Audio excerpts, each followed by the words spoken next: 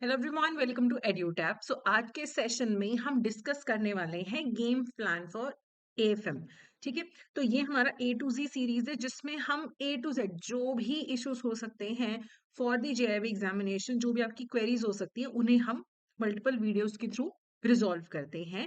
सो आज के इस वीडियो में हम डिस्कस करेंगे कि एएफएम एग्जाम का पैटर्न क्या है, सिलेबस क्या है, किस टाइप के क्वेश्चंस पूछे जाते हैं, इंपॉर्टेंट मॉड्यूल्स कौन से हैं, इंपॉर्टेंट टॉपिक्स की लिस्ट आपको दी जाएगी, साथ के साथ आपकी क्या स्ट्रैटेजी रहनी चाहिए और आपको कौन से सोर्सेज से प्रिपेयर करना चाहिए। But before moving on, I would like to inform you कि अगर आप जेईई एग्जाम के लिए प्रिपेयर कर रहे हैं तो इसी वीडियो के डिस्क्रिप्शन में आपको ना एक लिंक मिलेगा जिसके थ्रू आप ई बुक्स डाउनलोड कर सकते हैं कि जेईई एग्जाम में प्रीवियस ईयर क्वेश्चंस कौन से आए हैं, इंपॉर्टेंट टॉपिक्स कौन से हैं उनके बारे में बात करेंगे, इंपॉर्टेंट एमसीक्यूज जो हैं वो भी यहाँ पे आपको फ्री ऑफ कॉस्ट मिलेंगे। So go ahead and download the PDF from the link given below.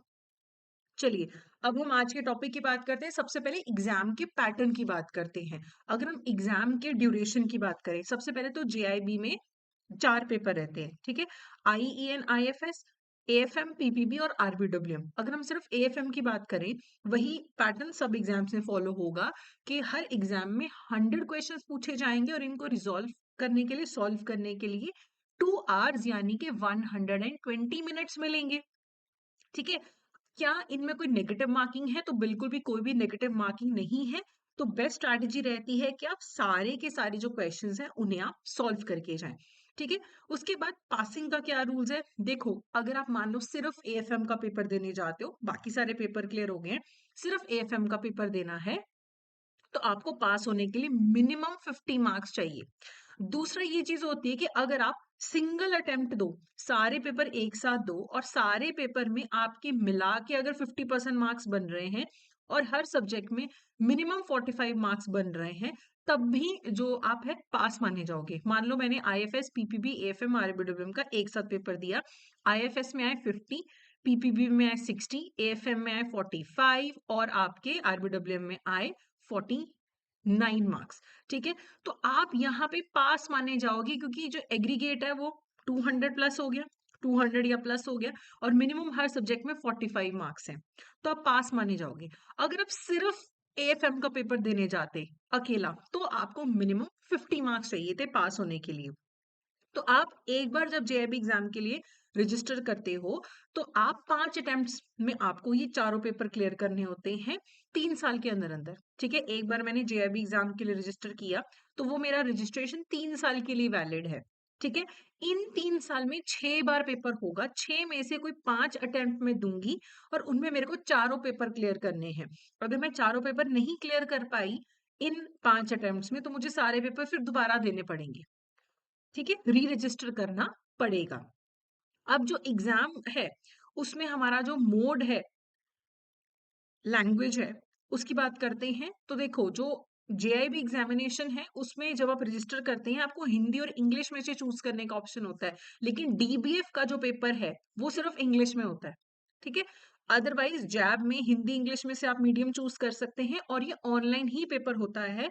आपको सेंटर पे जाके वहां पे कंप्यूटर पे ही आपको ये पेपर देना होता है, इसीलिए जरूरी है कि आपकी प्रैक्टिस हो कि आप ऑनलाइन पेपर दे सको। अब अगर हम सिलेबस की बात करें, तो एएफएम का जो सिलेबस है 4 मॉड्यूल्स में डिवाइडेड है। A module accounting principle and processes, ये आपकी नींव रखता है इस सब्जेक्ट की। आपको सबसे पहले ए मॉड्यूल करना है और इन चैप्टर्स को बहुत अच्छे से करना है कि अकाउंटिंग क्या है ना, जर्नल एंट्री कैसे होती है, लेजर कैसे होता है, अकाउंटिंग के क्या रूल्स होते हैं। स्पेशली जो लोग नॉन कॉमर्स बैकग्राउंड से हैं उन्हें काफी डर लगता है सब्जेक्ट से, है ना, कि अरे मैम हमसे नहीं होगा, हमें तो ये पता ही नहीं है, ये कॉमर्स वालों को तो सब कुछ पहले ही पता है। कुछ नहीं पता, सिर्फ ये ए मॉड्यूल कर लो, आपकी और उनकी नॉलेज बराबर हो जाएगी कॉमर्स वालों के। इसमें आपको ज्यादा टाइम लगेगा, जो नॉन कॉमर्स वाले हैं ना उनको इस मॉड्यूल में ज्यादा टाइम लगेगा, लेकिन एक बार इसमें अगर आप टाइम लगा दो, इसका जो फ्रूट है ना वो बहुत सही मिलेगा, आपको बहुत ज्यादा फायदा होगा। ठीक है, तो ए मॉड्यूल नींव रखता है। यही मॉड्यूल अगर आप अच्छे से कर लो ना तो 30-40 नंबर तो ऐसे ही आ जाएंगे आपके, बस आपकी नींव स्ट्रांग होनी चाहिए। ठीक है, उसके बाद बी मॉड्यूल है, स्लाइटली लेस इंपॉर्टेंट लेकिन इजी है। अगर आपका ए मॉड्यूल एक बार अच्छे से हो गया ना, बी मॉड्यूल आपको कुछ भी नहीं लगेगा। ठीक है, इसमें financial statement and core banking system नाम तो रख दिया है, लेकिन बेसिकली वही है, बैलेंस शीट इक्वेशन, कंपनी के अकाउंट्स कैसे बनते हैं उनके बारे में है। और उसके बाद आता है सी मॉड्यूल। सी मॉड्यूल में बहुत सारा न्यूमेरिकल है। ये मेरे अकॉर्डिंगली, मेरा जो पर्सनल व्यू है उसके अकॉर्डिंगली, ये सी मॉड्यूल जो है ये सबसे डिफिकल्ट लगता है स्टूडेंट्स को, क्योंकि एक तो ratio analysis numerical, YTM numerical, interest and annuities numerical, है ना, कॉस्ट ऑफ कैपिटल, ये सब न्यूमेरिकल हैं। लेकिन आपको सिर्फ कंसेप्चुअल क्लैरिटी पे ध्यान देना है और न्यूमेरिकल अच्छे से प्रैक्टिस करोगे तो कोई बात नहीं। देखो, आपको 50 मार्क्स लेने हैं, ठीक है। अगर आपको ये मॉड्यूल डिफिकल्ट लगता है तो इस मॉड्यूल में जो सिंपल सिंपल रेशो के क्वेश्चंस है, सिंपल सिंपल वर्किंग कैपिटल की बातें हैं, सिंपल सिंपल लीज फाइनेंसिंग है, वो कर लो कि एटलीस्ट अगर इस मॉड्यूल में से 30 नंबर का पेपर आता है तो 15 नंबर तो आप ले ही लोगे, सिर्फ लो हैंगिंग फ्रूट्स को लेके।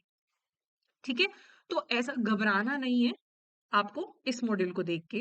बेसिक्स अगर आप कंसेप्ट पे ध्यान दोगे ना तो आपके लिए चीजें आसान होती जाएगी। अगर रट्टा मारने की कोशिश करोगे तो एएफएम में तो रट्टा होगा ही नहीं। डी मॉड्यूल ऐसी चीजें हैं काफी जो आपने सुनी है, जैसे इनकम टैक्स है, जीएसटी है, कॉस्ट और मैनेजमेंट अकाउंटिंग यहाँ पे थ्योरेटिकल है। और ये जो बाकी के ये न्यूमेरिकल्स है काफी इजी है, सिर्फ आपको फॉर्मूला पता होना चाहिए, लिटरली विद इन सेकेंड्स आपका आंसर निकल जाएगा। ठीक है, तो बात घूम फिर के ये है, एएफएम में सिलेबस जो लोग फर्स्ट टाइम देख रहे हैं नॉन कॉमर्स वाले, उनको डिफिकल्ट लग सकता है कि अरे हमें तो कभी वर्ड ही नहीं सुना, हमें तो पता ही नहीं है डेफर टेक्स क्या होता है। But once you understand the concepts it becomes easy. And mark my words, अगर आप अच्छे से तैयारी करोगे you will get more marks than the commerce background ones. सिर्फ कॉन्सेप्ट पे आपको ध्यान देना है। ठीक है, अब किस टाइप के क्वेश्चंस पूछे जाते हैं पेपर में, देखो केस स्टडी बेस भी पूछे जाते हैं कि देखो ये फर्म है, इसमें ऐसे ऐसे हुआ तो कौन सा अकाउंटिंग कॉन्सेप्ट लग रहा है, तो केस स्टडी बेस्ड क्वेश्चन आते हैं। न्यूमेरिकल्स तो जान है एएफएम की, न्यूमेरिकल नहीं छोड़ के जाना है, बाकी सब्जेक्ट्स में छोड़ के जा सकते हो, एएफएम में न्यूमेरिकल नहीं छोड़ के जाना। एंड बहुत इजी न्यूमेरिकल्स आते हैं, अगर 30 न्यूमेरिकल आते हैं ना उसमें से 25 तो ऐसे मक्खन जैसे आप कर दोगे अगर आपकी कंसेप्चुअल क्लैरिटी है। ठीक है, फिर सिंगल स्टेटमेंट क्वेश्चंस भी आते हैं कि एक स्टेटमेंट दी है तो उसमें से A B C D option में से चूज करो। फिर मल्टी स्टेटमेंट भी आते हैं कि आपको 5 6 7 स्टेटमेंट्स दे रखी, इसमें से आपको बताना है कि कौन कौन सी सही है या कौन सी गलत है। फिर आपको fill in the blanks type question भी आते हैं, match the type following question भी आते हैं। लेकिन जिस इंसान की कॉन्सेप्चुअल क्लैरिटी है उसको कुछ भी पूछ लो। कई बार स्टूडेंट्स बोलते हैं कि मैम पेपर डिफिकल्ट आया, मैं कहूंगी क्यों डिफिकल्ट आया मैम, बहुत सारे मल्टी स्टेटमेंट थे, बहुत सारे केस स्टडी बेस्ड क्वेश्चन थे। ठीक है, तो अगर आपके कॉन्सेप्ट क्लियर है कुछ भी पूछ लें, आप कर लोगे। आपने प्रैक्टिस करी हो तो आप टाइम भी मैनेज कर लोगे। ठीक है, फिर अगर हम इंपॉर्टेंट मॉड्यूल्स की बात करें तो सबसे इंपॉर्टेंट जो है वो ए और सी मॉड्यूल है आपका। 60 से 70 नंबर का पेपर आपका यहां से आ सकता है। फिर डी है उससे कम इंपॉर्टेंट, बी सबसे कम इंपॉर्टेंट है। बट बहुत सारे स्टूडेंट्स बोलते हैं मैम ए और सी करके चले जाएं, डी और बी के बिना चल जाएगा। मैं कहूंगी कभी नहीं, हमेशा जो सबसे इंपॉर्टेंट मॉड्यूल है वो तो डिटेल में करके जाओ, लेकिन जो लेस इंपॉर्टेंट वाले मॉड्यूल्स है ना, उनके जो लो हैंगिंग फ्रूट्स हैं, इजी टॉपिक्स हैं, वो क्यों छोड़ के जाने, है ना। चलिए, उसके बाद हम इंपॉर्टेंट टॉपिक्स देख लेते हैं। तो देखो, मैं I will not read out everything, but ये आपको पता लग जाएगा कि ये कौन से इंपॉर्टेंट टॉपिक्स हैं आपके पास। देखो, क्रिटिकल में ए मॉड्यूल में आपके चैप्टर्स कौन से हैं, चैप्टर 1 2 5 6 एंड 11, ये आपके सिलेबस में टॉपिक वाइज दे रखे हैं, बुक में इन्हीं टॉपिक्स को चैप्टर का नाम दे दिया गया है। तो आपका पहला चैप्टर, दूसरा चैप्टर, 5वां 6वां 11वां, ये क्रिटिकल है यानी कि बहुत इंपॉर्टेंट है। ठीक है, उससे कम इंपॉर्टेंट में ये चैप्टर नंबर 3 4 8 आता है, एसेंशियल यानी कि उससे थोड़े से कम इंपॉर्टेंट। सबसे पहले क्रिटिकल वाले चैप्टर्स करने, फिर असेंशियल वाले चैप्टर्स करने, फिर आपको एडिशनल करने के अगर टाइम मिल गया तो ये 7 9 10 भी कर लेना। ठीक है, तो ये मैंने आपके सारे चैप्टर्स बता दी, क्रिटिकल वाले जरूर करने हैं, असेंशियल वाले सेकेंड मोस्ट इंपॉर्टेंट, और एडिशनल अगर फ्री टाइम मिले तो ये भी आपको करने हैं। सेम बी मॉड्यूल में ये 2 चैप्टर क्रिटिकल हैं, 3 असेंशियल हैं और 2 एडिशनल हैं। सेम सी मॉड्यूल में भी रेशियो एनालिसिस तो घोल के पी जाना है आपको। ठीक है, फिर असेंशियल फिर एडिशनल। सेम मॉड्यूल डी में ये 2 क्रिटिकल चैप्टर हैं, then we have essential chapters. Okay, लेकिन again I am telling you बहुत ज्यादा सिलेबस नहीं है, पीपीबी में 55 चैप्टर है, इसमें 35 चैप्टर हैं।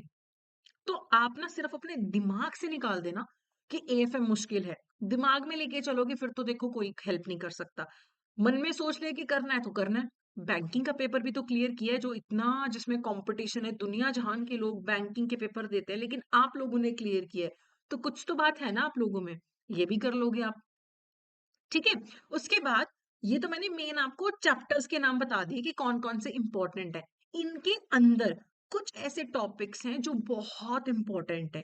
मॉड्यूल ए में ये वाले कुछ टॉपिक्स हैं चैप्टर्स के अंदर जो बहुत इम्पोर्टेंट है कि अकाउंटिंग स्टैंडर्ड्स क्या होते हैं, अकाउंटेंसी का प्रोसीजर क्या है, रूल्स ऑफ डेबिट क्रेडिट, है ना? नॉमिनल अकाउंट, रियल अकाउंट, वो सब एरर्स अकाउंटिंग में कौन से होते हैं। तो ये बहुत अच्छे से करके जाने ए मॉड्यूल के, बी मॉड्यूल के, सी मॉड्यूल के, डी मॉड्यूल के, सबके जो भी इंपॉर्टेंट सब टॉपिक्स हैं उनकी भी आपको लिस्ट मिल गई है। तो ये पीडीएफ आपको कहाँ से मिलेगी, जिससे मैं पढ़ा रही हूँ, क्योंकि मैं तो ऐसे दिखा रही हूँ बस, के बाद में पढ़ लेना। तो ये हमारा टेलीग्राम चैनल जो है उसमें आपको ये सारी पीडीएफ जो है मिल जाएंगी। इसी वीडियो के डिस्क्रिप्शन में आपको टेलीग्राम चैनल का भी लिंक मिल जाएगा। वहां से आप तसल्ली से इसे डाउनलोड करिए और मार्क करके रखिए कि जब मैं पढ़ाई कर रहा हूँ ये तो मुझे आना ही आना चाहिए। ठीक है, ये सारे टॉपिक लिस्ट जो है आपको यहाँ पे मिल रहा है, ए मॉड्यूल से डी मॉड्यूल। चैप्टर कौन से इंपॉर्टेंट है, उन चैप्टर्स में भी बहुत इंपॉर्टेंट हमारे पास टॉपिक्स कौन से हैं, ये सब कुछ आपको मिलेगा। ठीक है, अब आपकी स्ट्रैटेजी क्या होनी चाहिए। सबसे पहले तो सब्जेक्ट मास्टरी करने पे ध्यान दो। मेमोराइज मत करो कि मैं ऐसे बस रट्टा मारने की कोशिश करूं। समझो एएफएम में रट्टा से चलेगा ही नहीं। ठीक है, फिर पीवाईक्यूज आपके लिए बहुत इंपॉर्टेंट है, प्रीवियस ईयर क्वेश्चंस। तो मैंने आपको जो स्टार्टिंग में बताया था कि इसी वीडियो के डिस्क्रिप्शन में जो ई बुक्स आप डाउनलोड कर सकते हो, वहां पे आपको मिल जाएंगे। मई 23 से अभी फिलहाल जब ये वीडियो रिकॉर्ड हो रही है नवंबर 25 तक के हमारे पास अवेलेबल है। तो आप डाउनलोड करिए वहां से पीवाईक्यूज, देखिए कैसा पेपर आ रहा है, क्या पूछा जा रहा है। ठीक है, फिर लोगों का क्या दिक्कत आ रही है, बैंकर्स को पढ़ाई अच्छे से कर ली, प्रैक्टिस ही नहीं करी कभी, कि क्या हम 100 क्वेश्चन 120 मिनट में कर पा रहे हैं। ठीक है, आप ये कोशिश करो, वैसे तो आपको पर क्वेश्चन 72 सेकंड्स मिल रहे हैं, लेकिन आप क्वेश्चन करो, कोशिश करो कि 60 सेकंड में हर क्वेश्चन आपका सॉल्व हो, ताकि जो एक्स्ट्रा 12-12 सेकंड बच रहे हैं वो वहां यूज करो जहां पे डिफिकल्ट आपको कुछ न्यूमेरिकल सॉल्व करना पड़ रहा है, या बहुत सारे स्टेटमेंट्स आ गए हैं।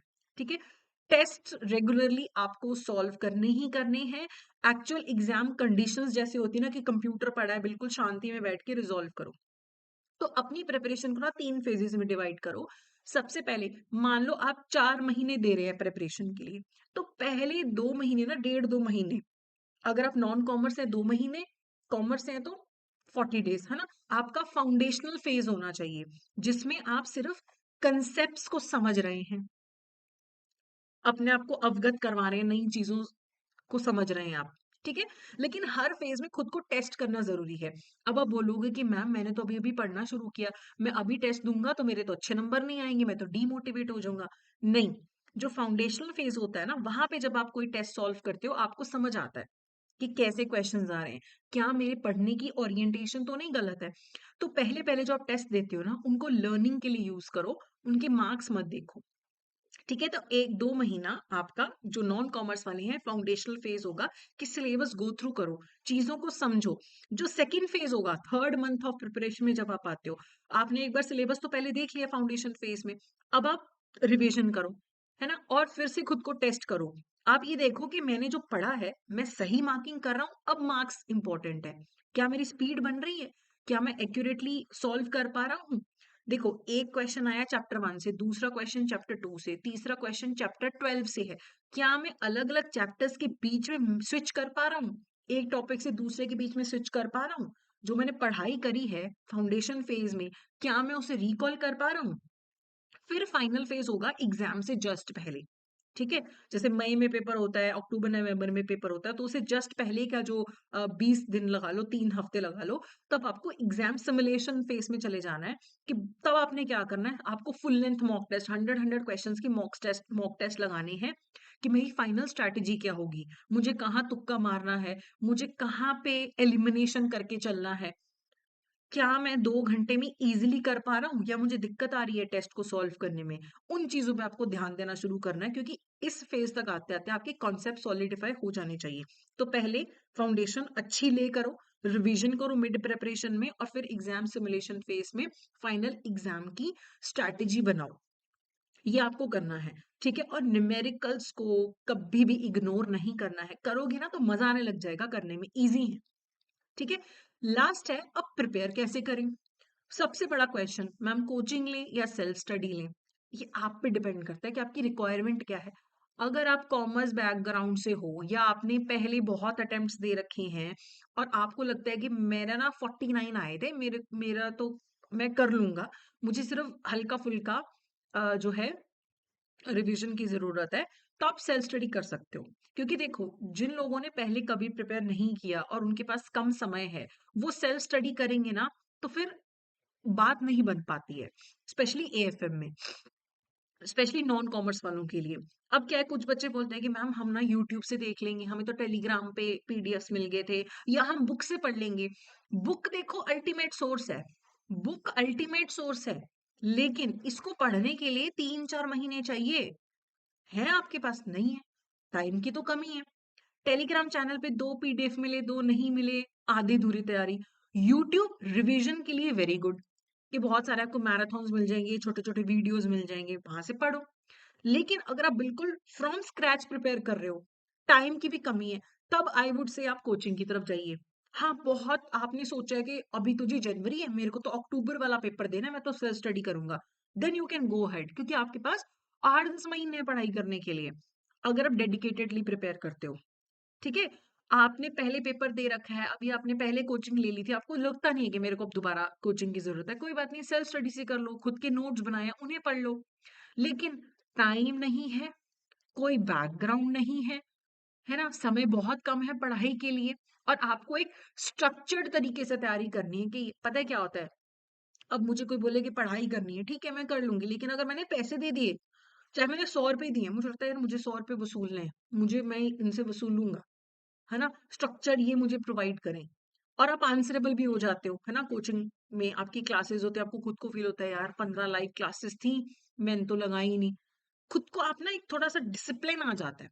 अगर आप सेल्फ डिसिप्लिन्ड हो, then self study, otherwise I would say, looking at कि आप लोगों के पास टाइम नहीं होता है, you should go for coaching, ठीक है? अब उसमें कोचिंग कौन सी लेनी है, ये आपको ध्यान दो, एकदम सोचो, सबके डेमोज ले लो, है ना? डेमो लो कि आप बताओ आप कैसा पढ़ा रहे हो, आप बताओ आप कैसा पढ़ा रहे हो, आप इतने में क्या क्या हमें कंटेंट प्रोवाइड कर रहे हो, उस हिसाब से आपको डिसीजन लेना है। लेकिन आपको हमेशा, एएफएम अगर आपका नहीं है, आपको बिल्कुल भी आता, 4 महीने तैयारी करो, क्योंकि सिर्फ एएफएम नहीं होगा, बाकी के सब्जेक्ट्स भी होंगे ना, तो 4 महीने लेके चलना चाहिए आपको, ठीक है? अब आप बोलेंगे कि मैम एडुटैप क्या कुछ ऑफर करता है, तो आई वुड से यस, ऑफर करता है। आप एडुटैप की वेबसाइट पे जाइए, edutap.in, कोर्सेज में जाइए, जेआईबी कोर्सेज पे जाइए। अब आपको एएफएम के लिए प्रिपेयर करना है, तो एएफएम का मास्टर कोर्स अवेलेबल है। इसमें देखो टाइम नहीं है आप लोगों के पास पढ़ाई के लिए, तो इसीलिए हमने जो रिकॉर्डिंग्स प्रोवाइड करी है ना, 15-15, 20-20 मिनट की रिकॉर्डिंग्स है, ठीक है? मान लो चैप्टर 1 5 रिकॉर्डिंग्स में कवर्ड है, तो 15-15 मिनट की 5 रिकॉर्डिंग्स हैं। तो जब आपके पास टाइम मिला 15-20 मिनट का, थोड़ा सा पढ़ लिया, फिर 15 मिनट का टाइम मिला, चलो थोड़ा सा पढ़ लिया, ऐसे थोड़ा थोड़ा करके आपको रियलाइज भी नहीं होगा और सिलेबस कवर हो जाएगा।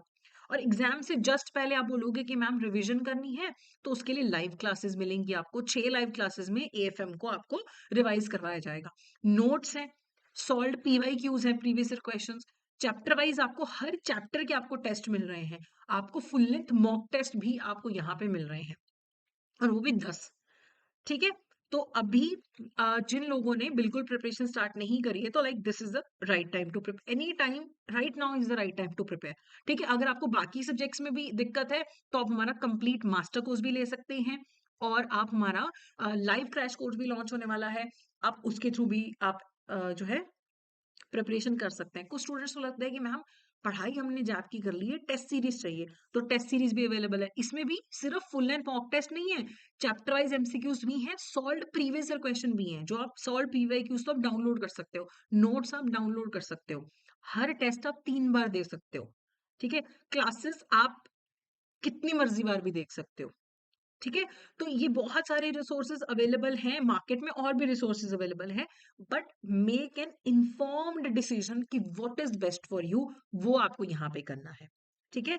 तो आई होप ये सेशन जो है आपके लिए बहुत यूज़फुल रहा होगा। कोई भी डाउट है आप कमेंट सेक्शन में बताइए या हमें मेल कर सकते हैं hello@edutab.co.in या फिर 8146207241 पे आप हमें कॉल भी कर सकते हैं। So that's it for today. Thank you so much. Have a great day.